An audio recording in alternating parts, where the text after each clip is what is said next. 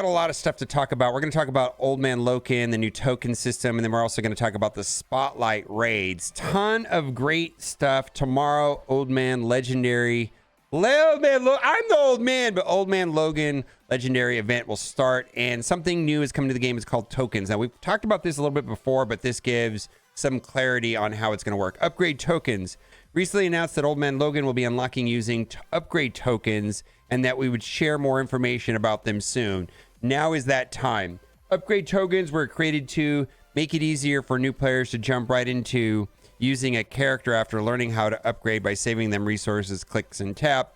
Help create clear goals for unlocking new characters and repeatable events such as reaching a specific milestone with Old Man Logan's trial. I actually think that they may not have shards, individual shards going forward for Old Man Logan. That is just a guess. These tokens will upgrade any combination of the following for a character: yellow star rank, character level, gear tier, ability level, and or ISO 8 tier. While the upgrade will list an ISO 8 class, it will upgrade all classes to the specified level. So the way that I see this is like if you open up a basic red star orb and you already have a 7 red gambit, and you open a 3 red basic red star on a gambit, it doesn't really do anything for you, right? So this right here is an upgrade token for Black Knight, and it'll take Black Knight all the way to level 65, 5 stars, gear tier 12, 6664 abilities, and it'll have, green ISO level 4. So this kind of reminds me of Time Heist in some way. So we already have a system like Time Heist. Now, I don't know if this part right here matters too much, but this is basically saying that if you're not at level 65, you're not going to, if you open this token, it's not going to go to 65 unless you're at level 65. Now, I do think the large percentage of the players watching this video are probably above level 90. So I think a lot of this stuff right here doesn't matter. Upgrade tokens are restricted to rewards you can use at your current commander level. So they will not allow you to upgrade a character to a higher gear tier or character level than you normally could, for instance. This is to prevent any bugs or gameplay balance issues that might occur if we didn't respect commander level limitations. So like, I've been playing my new player account for a little more than a month. I'm already at level 74. So I feel like this might affect players even newer than that. In cases where a player reaches higher level up upgrade token than their commander level, they'll be given a maximum advancement possible at their commander level. We don't want to put players in situations where they cannot receive the full value offered by an upgrade token higher than their commander level. When awarding upgrade tokens, we'll try to minimize these occurrences. So largely this is going to be for the Old Man Logan trials tomorrow. And then I'm going to see how this plays out because I have a baby account, a new account that's about a month old. For new players joining during the upcoming Alpha Flight Showcase, for new players who joined in the recent months to help jump into Cosmic Crucible. So I don't know if there's much of a downside to this. It just feels like, if I get this token for Black Knight, then I don't have to spend the gold and the ability materials to get up to level 65. Now, they are implementing this on the Old Man Logan event, which is in-game and will be starting tomorrow. And we're going to talk about this because there's a lot of controversy on the new system. But like if you go into the milestones, you can see that if you hit milestone 8 at 1.1 million, you'll unlock Old Man Logan. And then if you hit milestone 11, that will give you a 5-star level 50 gear tier 9 with 5553. And then from there, it's going to go to the leaderboards. And we're going to talk about the leaderboards and the ranking system because I think there's a lot of controversy surrounding this. The top 500 have level 85 gear tier 16, 7, yellow stars, 6664. And then it looks like from 500 to 5,000, we'll get the 6-star. We're going to talk about that because I saw a lot of posts on Reddit not really thrilled about this and not really feeling it. Now, there was a post here on Twitter, switch to the other side of the screen, which kind of answers some of these questions that we're going to go over. What shows is difficulty, right? And basically, if you have 5 stars on the out of time team, this team right here, which is Cabal, Emma, and Loki, then you'll be able to only participate as high as the 12th difficulty. And then if you have 6 stars, you can participate as high as the 14th difficulty. And then if you have 7 stars across the board, then you'll be able to participate into difficulty 15. And so it's going to be based off of a leaderboard. And one would assume that, if you're able to participate in the higher difficulties, you're going to be able to get more points. And then you're going to get a higher star ranking. Right here, do we need 5, 7 stars for other teams than Cabal and Out of Time? And the answer is no. And you can see right here, it's listing these other teams, Hero Skill, Cosmic Bio, and there are no star requirements on those parts of the Scourge. Now, this post right here says you need 5K on the leaderboards to get Old Man Logan at 6 stars. And this is true. It's based off points and it's a leaderboard. What is this? We got told we needed to get a 6-star characters to unlock at 6-star Old Man Logan. And I do understand the confusion on this, but that's not what they said. And now I still need to come up within the top 500 players to get a 6-star. What is going? People are being screwed over even more now. It doesn't matter if you have a 6-star character more. It's all about coming up on the top 5 kind of leaderboard. Now, I do suspect that if someone has 6 stars and they play in the event, they're going to have a significant advantage over someone that only has 5 stars because they're going to be able to play at a higher difficulty and thus get more points. So what they actually said, though, was very different than what was going on in this post. It says if you have your sights set on 5 stars or Logan, or 5 stars or more for Old Man Logan, and this is from several weeks ago, from 5/17, almost a month ago, you'll need these details. Or actually not, what is that, several weeks ago, 5/17, yeah. So basically, to get into difficulty 11 and 12, you have to have 5 stars. To get into difficulty 13 and 14, you have to have 6 stars. To get into difficulty 15, you have to have 7 stars. And this is all, after this, it's going to be based on whether or not you placed in the top 500 or the top 5,000. So they didn't implicitly state that you're going to get a 6-star Old Man Logan if you have 6 stars in these teams. What they said is that you'll be able to play in difficulty 13 and 14, where someone like myself, which only has 5 stars, will only be able to play in difficulty 12. So I'm going to guess the people that have access to the 6 stars are just naturally going to do better. But at the end of the day, the rewards are based on the leaderboards. I'm going to guess that, it depends on how many people have 7 red stars, right, on the required teams. If only 100 of them, then it's possible that a lot of people with 6 stars might get a 7-star. And also, it's possible that me only having 5 stars, as long as I do in the event better than other people, I might get a 6-star. So it's just gating how high in difficulties I can go. So there was some confusion on that. I don't know if it was explained the best here, but that's the way it works. Now, that being said, I did do a poll, and I want to shout out to Na for doing this poll on Twitch on what people have. Looks like, according to Twitch, 54% of the people on Twitch said that they had 4-star and above. It's only 33% that they had a 5-star, 5% they had 6-star, and 7% said that they had 7 stars. So if 7% of the player base, well, I don't know if that's true because people on Twitch are highly engaged. We're going to have to see.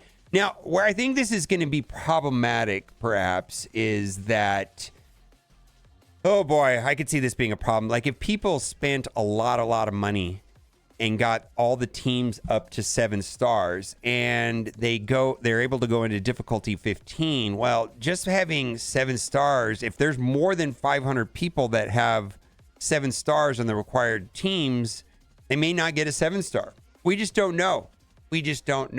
So we'll have to see.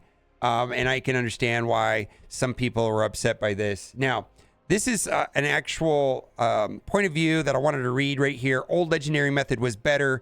Basically, you took the worst of the old legendary and the new one. Let's go back to the previous method, which you only had to do a single node per star level, not a full Scourge to increase the stars. Basically, I do all the Scourges to get a 4-star. Next time, do a full 5-star. If you want to make more money, it is my time is worth it also. So they actually have changed this entirely, going back to the old Scourges. And they pretty much have made it a situation where they've modified the old system where you're not able to drip and wait for the Scourges to come back to upgrade a star level. Basically, the way that the Scourges for like Green Goblin Classic, for example, is upgrade the required teams to a certain level or you don't get the next star level. You're not going to get a small amount of shards and just like you have your existing teams at a certain level and then over a period of time, you're just going to get a little bit of shards. No, it's upgrade your teams. And if you upgrade your teams this high, you'll get a 6-star. And if you upgrade your teams this high, it'll be a 7-star. And so that is in some ways falling back to the way that it was on the super old legendary system, which was like for characters like Black Bolt and Ebony Maw. But that old system, you basically either had the required teams at the the star levels, and that's the corresponding character. So like when they released Ebony Maw, whatever it was, if you have all the required characters at 5 stars, you got a 5-star Ebony Maw. When you had the required characters 6-star, you got a 6-star Ebony Maw. So they're kind of bringing that back to this new system. But the problem with the old system, in my opinion, was the gameplay was boring. It was just uneventful. So they kind of took the Scourges, which had, in my opinion, the best of both worlds, like a way of getting characters slowly over time if you didn't want to upgrade the teams, and it was competitive gameplay that was meaningful in my play. And now they stripped away the ability to get characters over time, and it's more like you have to unlock these teams to get to a certain star level or you're not going to get the next star level. So they kind of made a hybrid of both systems, and I can understand why some people did not like that. Now, I do want to talk about Old Man Logan. There was a tournament yesterday, and pretty much, let's put it this way. 100% of all of the footage that was based off the test servers from the envoys and from the tournament yesterday shows bugged, overtuned Old Man Logan footage. The way that the kit reads is right here. On attack, fill speed bar for self by 20%. The way that the footage was working falsely, incorrectly bugged is on any ally. When any ally was attacked, Old Man Logan was getting 20%. So all of my reviews and all of the footage from the test server was bugged, and Old Man Logan was appearing to be much better than the way the kit reflected.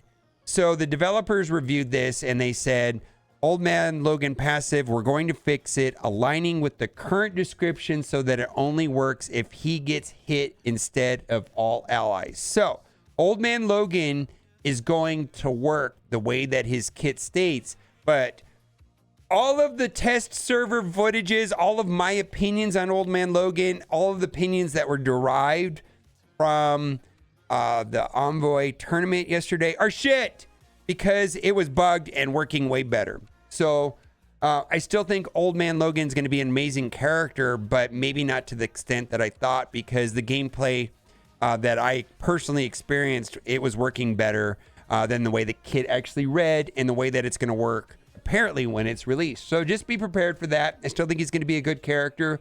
I don't know if he's going to be good as Black Knight or Apocalypse or Super Scroll, but I think he's going to be better than and more useful than some of the other legendaries that were released, like Green Goblin Classic and Black Cat and so on. We'll have to see, but that's my best guess. Also, there's a code from yesterday, CC Envoy. If you haven't gone to the web store and entered in that code, you will get this, and that is working for all players, and I think that's fantastic.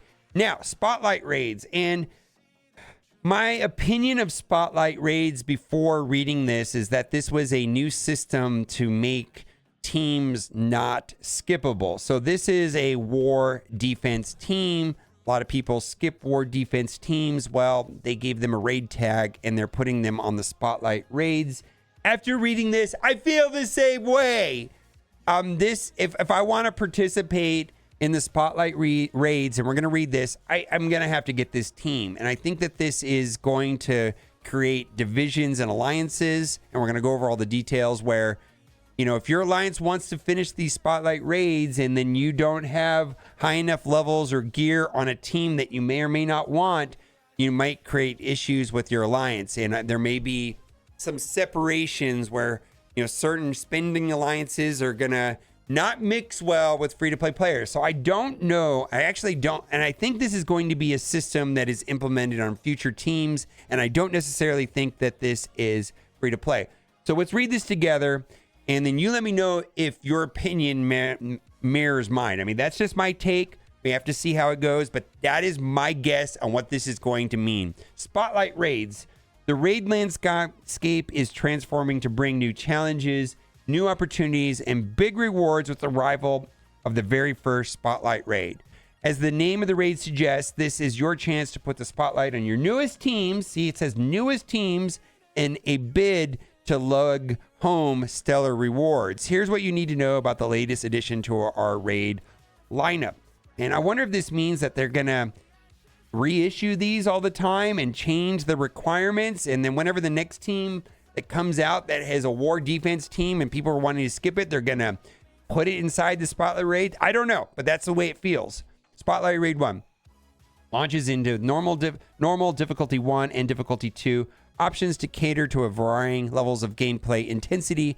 Whether you're just getting your feet wet or ready for a challenge, here's something here for you. Now, a lot of people interpreted this a different way, but the way that I interpret this is a lane. Starts off with non-mythic, Spider Society, Alpha Flight, and then there's a boss, and we'll read about that. And then on the far side, same thing. And then my interpretation is this all goes right here, and then they get teleported, and everybody gets to play against the boss.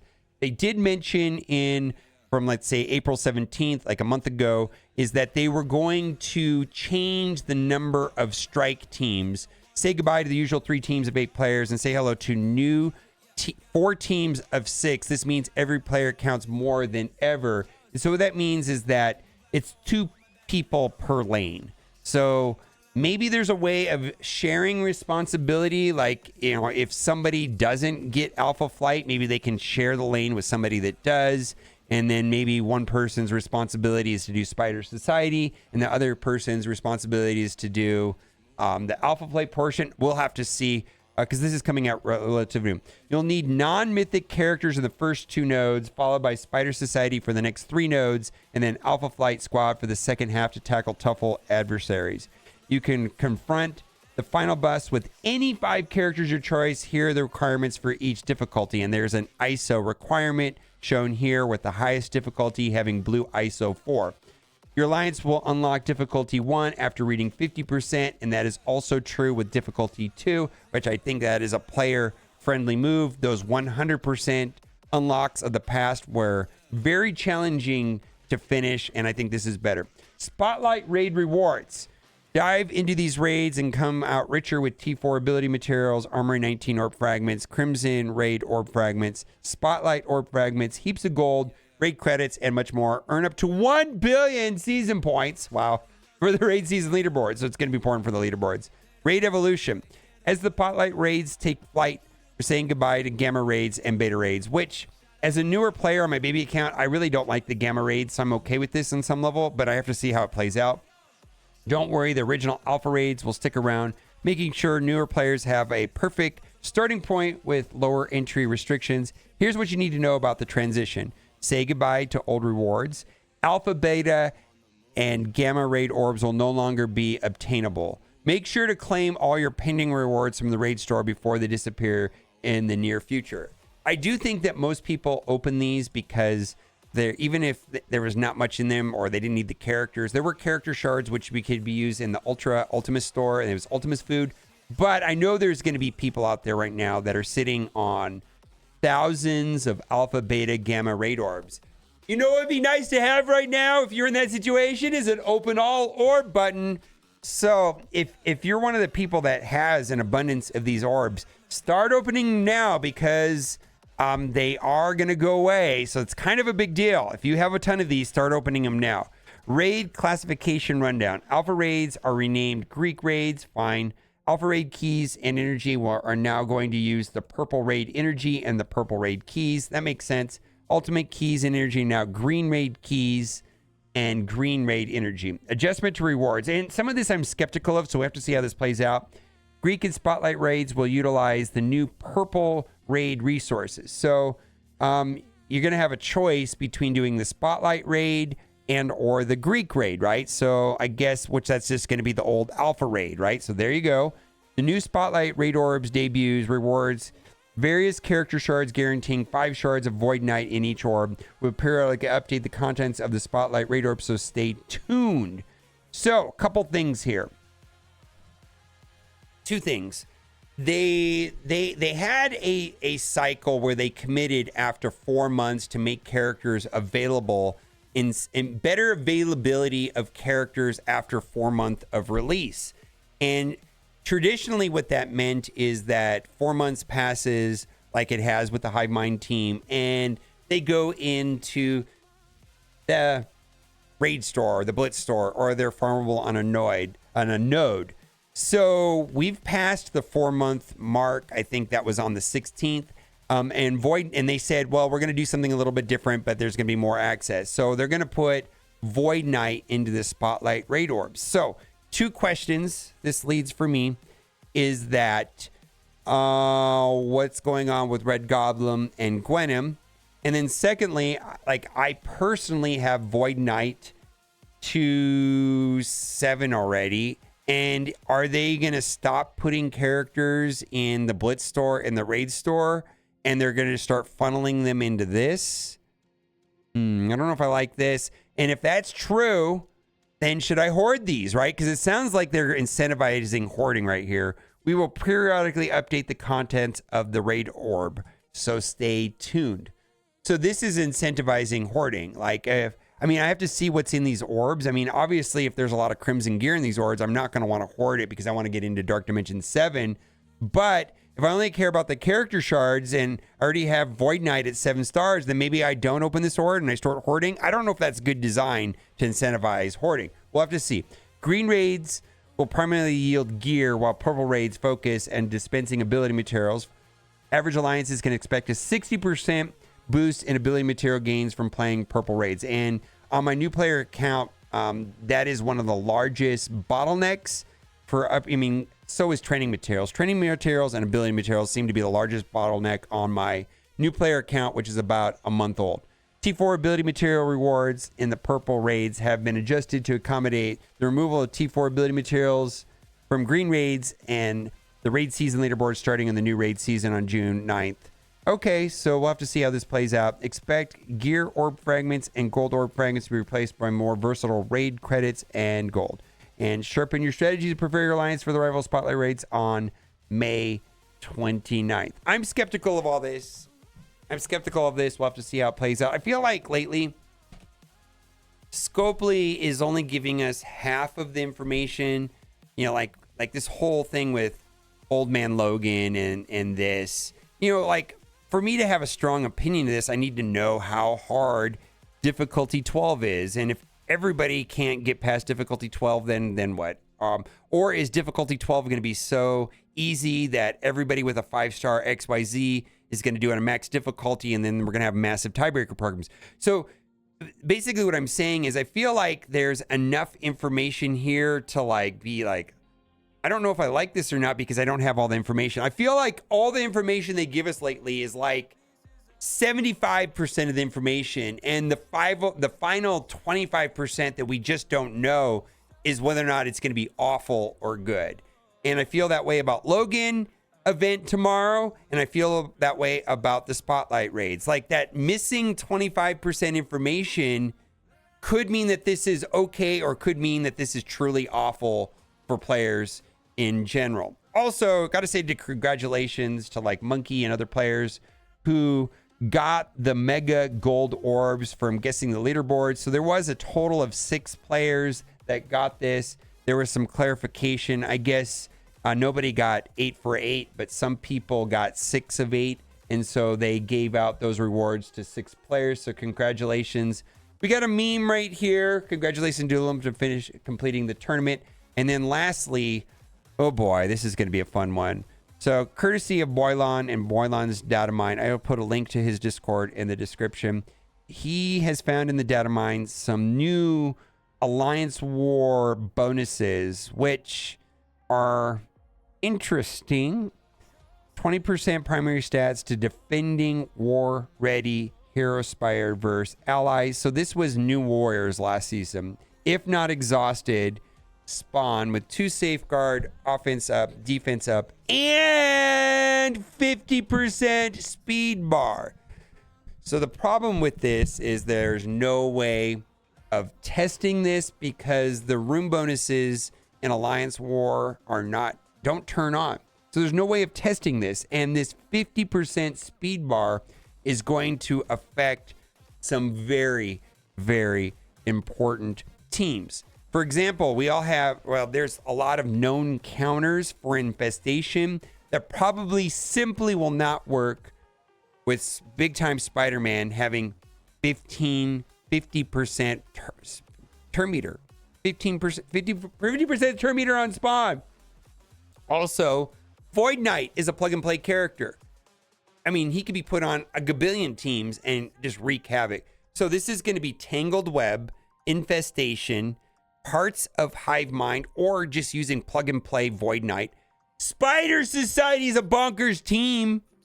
I mean, those are some of the noteworthy ones. I mean, also, I think a lot of people are planning on Mercs for money, not running Death Pool, and you could run Spider-Man Noir on that team, or you can run any combination of these characters with Chavez, and then they get the 50. I mean, this is bonkers, right? I don't know. And then there's possibilities for even some of these older characters to be effective in Alliance War.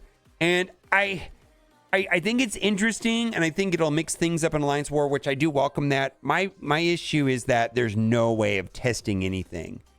And this 50% speed bar, if this is true and the data mines are true, is going to create some problems. So let me know what you think about this in the comment section. And it's been a long enough video, so bye for now.